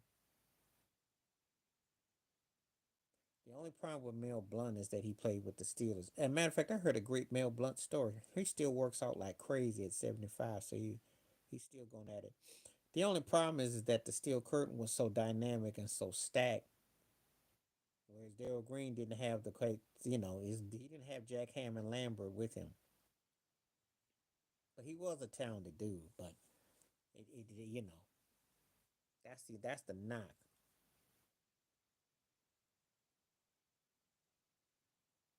I don't go by that. I go by what I see. He was a great player. I'm not arguing that, but he did have a stacked team. It's a big difference. It makes no difference how many times he did it. His game moved me. I was huge on Ed Reed. Ed Reed was one of the smartest players I ever saw.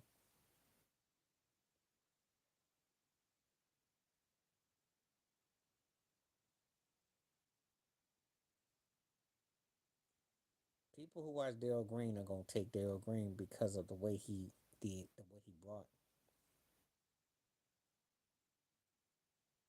It all depends on what you're looking for.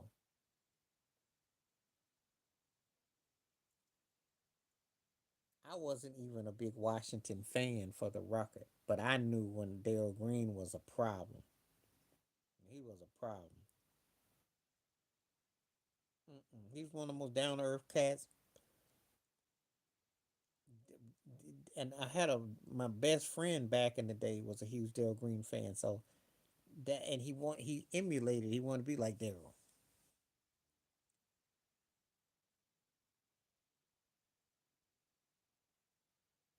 Sean Taylor was a beast. I still remember that hit in the preseason in that Pro Bowl. That's how you know the Pro Bowl ain't mad in 30 years. Sean Taylor was a beast. He could hit you. They do.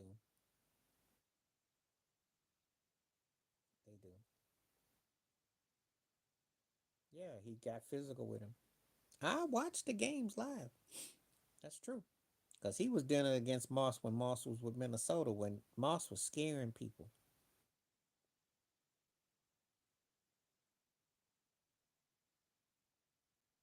And he had to go at him. Yeah, LeBron is a classless cat. And I think that the image that he presents very vulgar, very negative in terms of that. He doesn't even communicate properly. He gets in there and he badmouths the past. He badmouths his coaches. He badmouths this and that. And then he wonders why people are just tuning him out.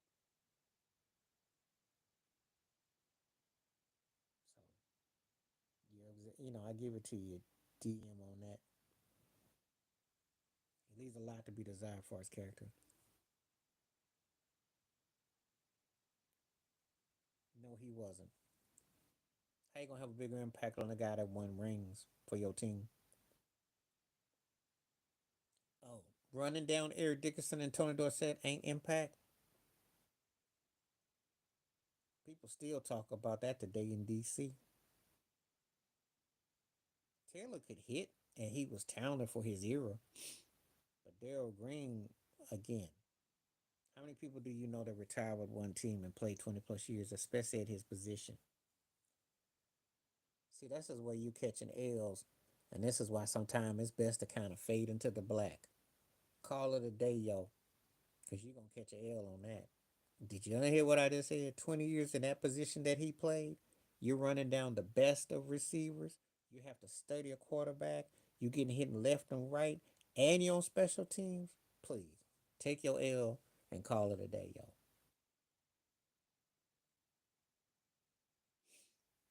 Cause see, I'm about to wake up now, and I'm not even. And this for the Rucker, for the record, I I wasn't a Washington fan like that. I lived in the area, but I watched this man. I saw this dude. I saw his impact. He don't he is underappreciated.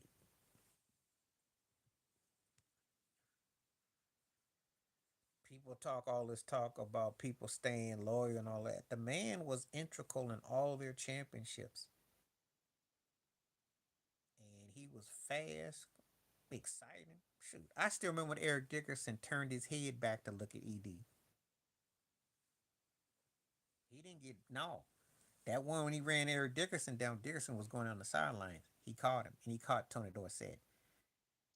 Those two guys alone, those two guys alone, who else is gonna run them down? No, it doesn't. Reggie might average like 24, 25, but the problem with Reggie, he was one dimensional. He was he was slow off the he pushed off the curve. He wasn't the fastest cat. So they still set screens and he got around. I'm gonna say this what I said earlier in the thread before you came on. If the Pacers had anybody to pick to beat OKC in the finals, they would have needed Jermaine O'Neal. Reggie would fit with a team like the Celtics that shoots a lot of threes and the perimeter and all that. But if they bodied him up, yeah, he could score a little bit more, but it wouldn't be championship.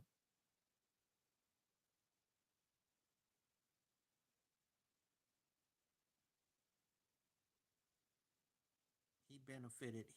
And to me, he's more in the really good era. Very good. I don't consider him an all-time great. That's why when they had him in the top 50 on that Bleacher Report, I don't get it. He's a one-trick dimension of a really good to very good, who came up with some moments,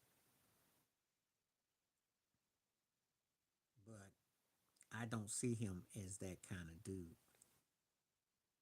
Ray Allen was a better version of him, if you must know. To me, Reggie had more cachet though. Reggie got personality for a corny cat.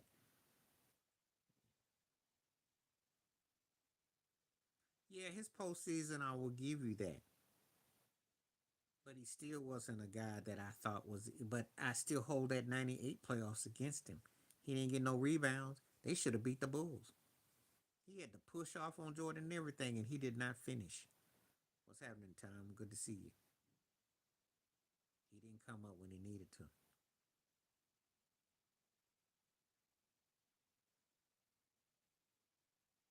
And won finals. What's your point? He got one finals. And he only talks about the '98 one. What's the point? Technology's enhanced it because you got more quicker ways of kind of seeing, I guess, what can make you imagine what you could be with. It's ruined it because people are all quick with everything. They can look at you and they can be on.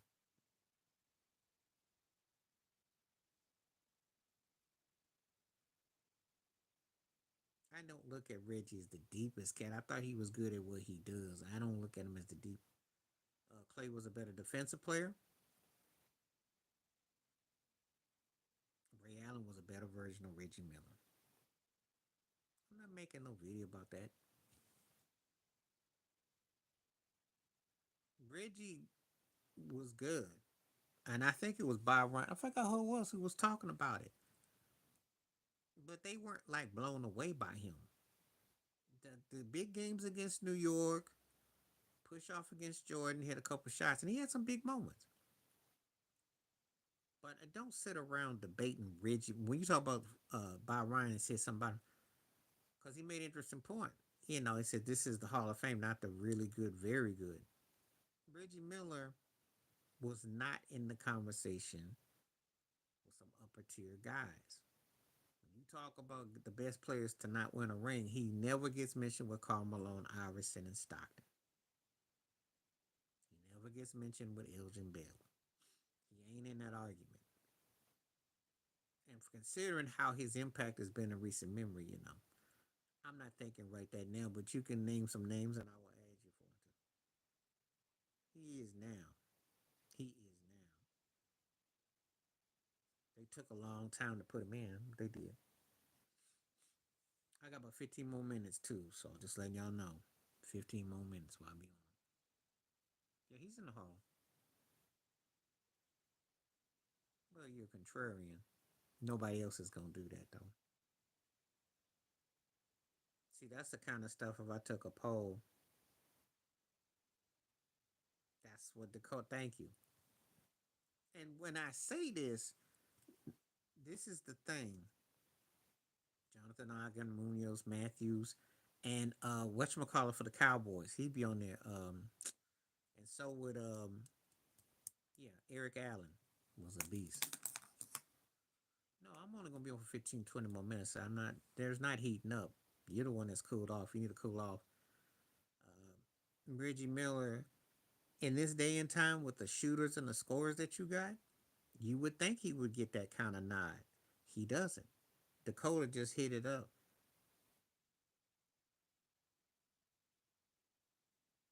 Reggie is not seen as that kind of dude. He's in the second. He's in the second group.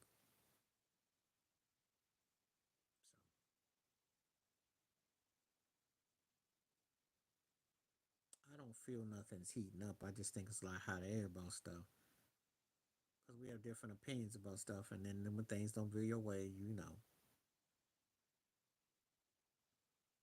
what universe? What universe?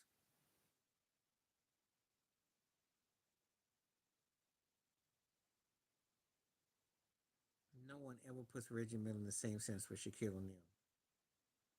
Yeah, I saw that. That ain't no news though.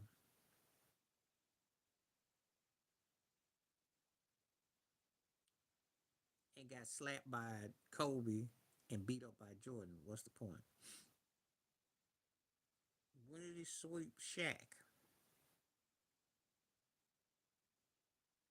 And does anybody remember? But do you remember the 2000 finals, 38 and 17? Hmm. Okay, then I'll raise you the next year who went to the finals. Hmm. I'll raise you 2000 who beat who in the finals. I saw that. Luca wanted that move. And it's a decent move, but there's a reason why he's been moved from pillar to post. He couldn't score with Boston. That's why they got Drew Holiday. And he went with Memphis with Ja.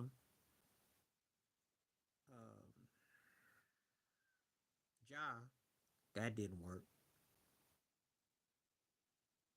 How did it go? How many rings he got? How many trips he get to the finals? How did it work out? See, you're embarrassing yourself trying to put Reggie Miller in the same sentence with Shaq. And Shaq left him in the altar a long time ago, as did others. See, Reggie Miller is kind of like Chris Rock, and then all these other cats were like Chris Tucker, Martin Lawrence, and then they came along and left him in the dust. They left him back there at CB4, but you ain't got the memo. That's how I know when people be kind of trolling. No one ever mentions Reggie Miller again with Shaq. It's not even the same area code. Shaq's considered one of the 5 to 10 greatest players ever. Reggie's like in the 55 of them. You're not saying nothing. You're not saying nothing.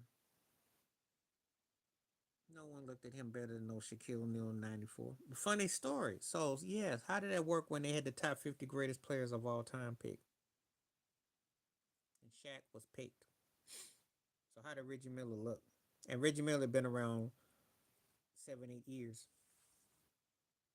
How did it look against the Chicago Bulls when he took that fake bow when he hit that shot and Kukos comes back and hits the game winner? How did that look?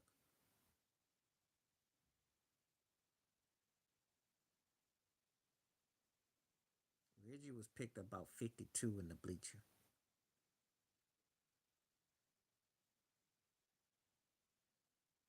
And Pippen, of course.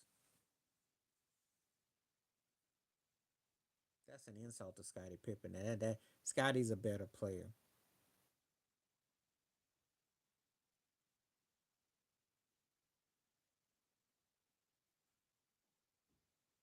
You're not gonna win no Reggie Miller contest with most of these people. And I'm not even the biggest Scotty fan, but come on.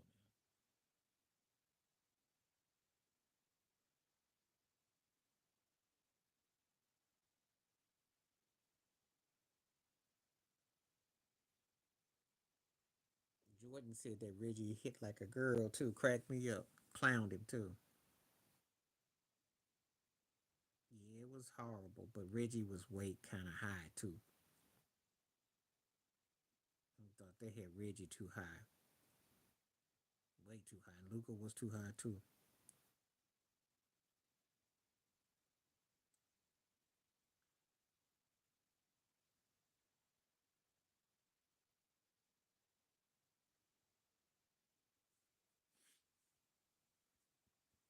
So anyway,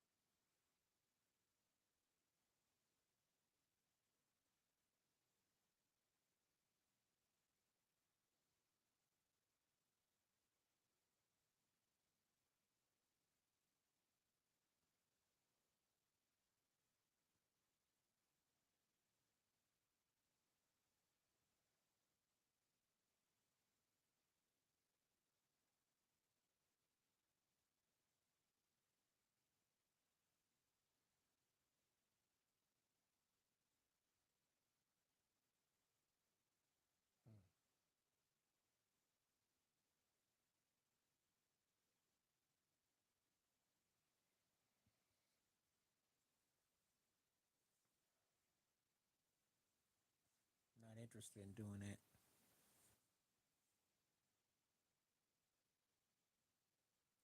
If I feel like I'm getting respected, I'll do take video requests by people that I feel is respectful.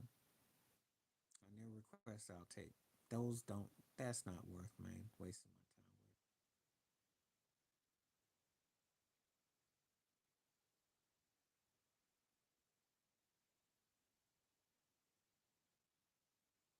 Venus is not even really competitive like that these days. No way. She's getting married though in about a month and a half.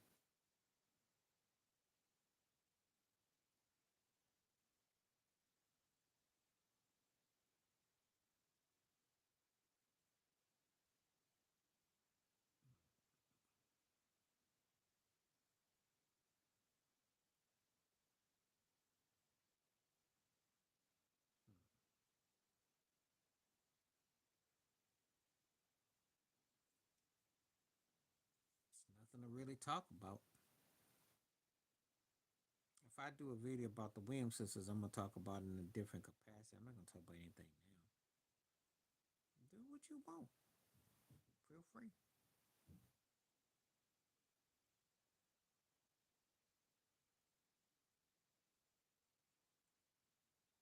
We all watch it.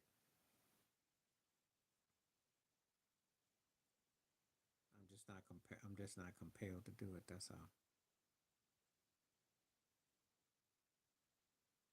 I don't know. I'm not gonna make no thing about it. I can't really say. Because to be honest with you, when it comes to Venus, I'm kind of like she's one of the greatest female players ever. But after a while, I kind of like, you know, Serena left her in the dust for me. So I don't really even really talk about her like that. In all honesty, she was great for her time though.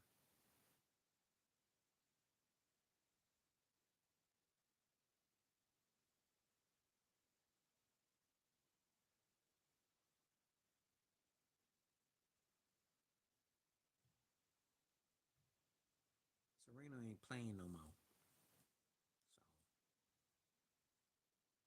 So Serena, it's over.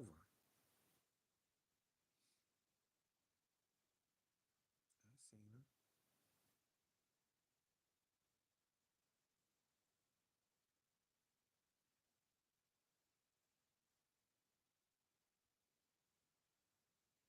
You know, they got this chick named Solanka who's out right now. She a big chick. She plays all right. And they got one from Poland who won the. She won Wimbledon. They got a couple of them, but it ain't like when Serena was running things. Konokovia, who sucked by the way, one of the worst tennis players I ever saw. I'm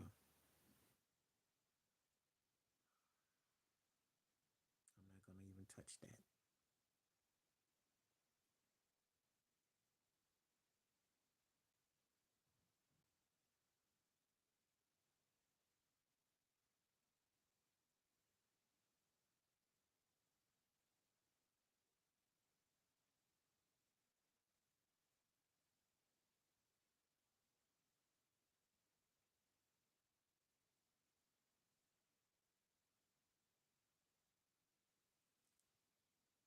Okay, let me see what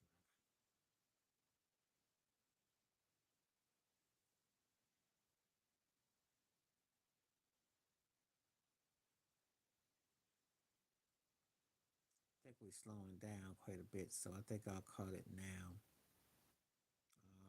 Doubt maybe I'm on tomorrow. Maybe Friday. I thought it was fine with this after some comments, but I thought it was a decent show. You know, I think that there was kind of like a standoff because of the way certain things are said.